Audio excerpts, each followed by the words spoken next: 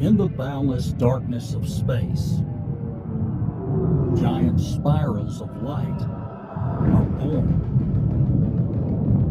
Why do they take this particular shape? What holds them together for billions of years?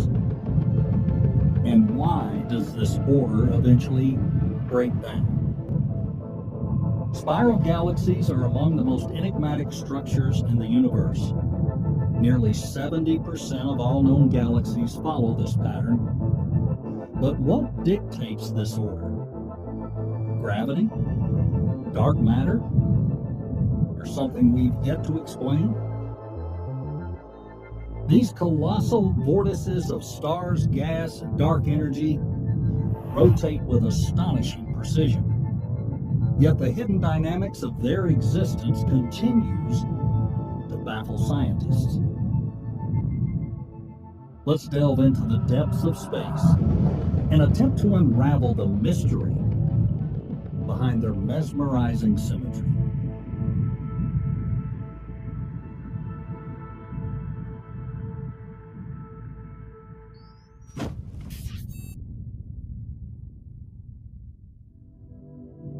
To begin with, let's answer the question of what exactly are spiral galaxies? The answer is relatively straightforward. Spiral galaxies are systems with well-organized arms, visible clusters of stars, and concentrations of interstellar gas arranged in a disk.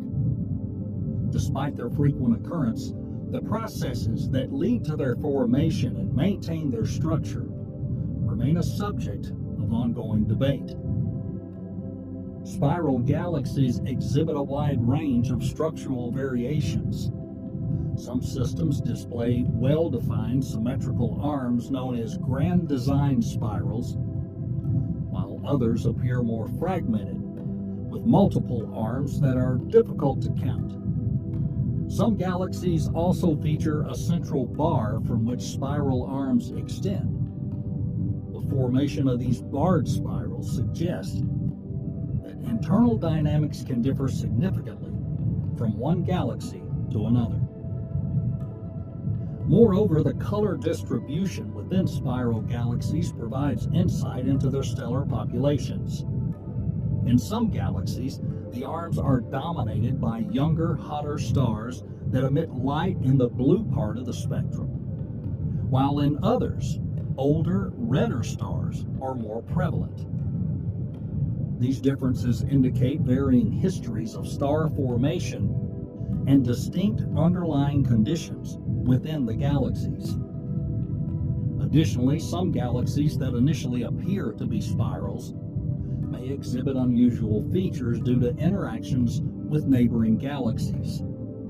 In cases like this, gravitational encounters or minor mergers can distort the spiral pattern or even result in hybrid characteristics not observed in isolated systems. Historically, these objects were first identified as spiral nebulae in the mid-19th century. Early observers recorded their shapes without fully understanding their distances. In the 1840s, one of the first astronomers to note their distinctive spiral form was William Parsons, 3rd Earl of Ross, who observed an object later named Messier 51.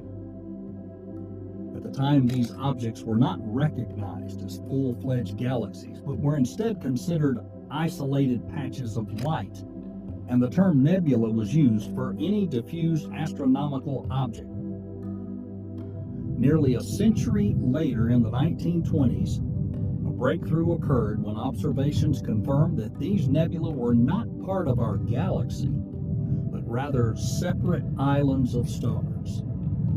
This revelation, largely thanks to the measurement and keen insights of Edwin Hubble, fundamentally changed our understanding of the universe.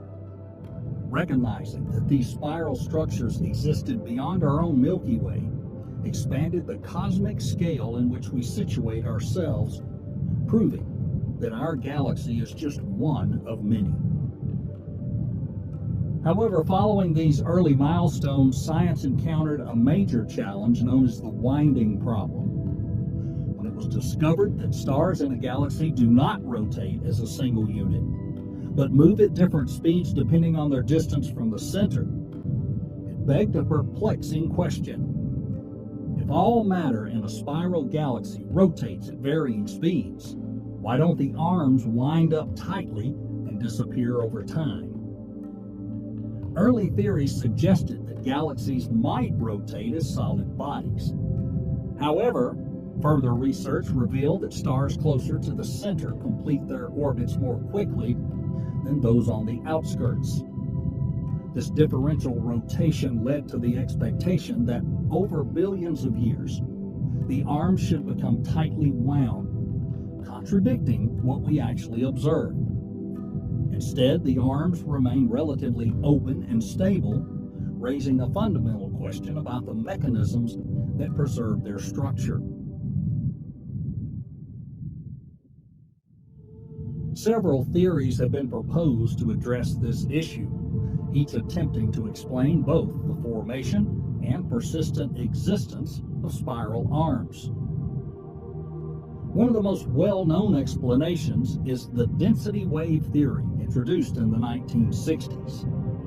According to this model, spiral arms are not material structures in the conventional sense, but rather regions of increased density that move through the galactic disk.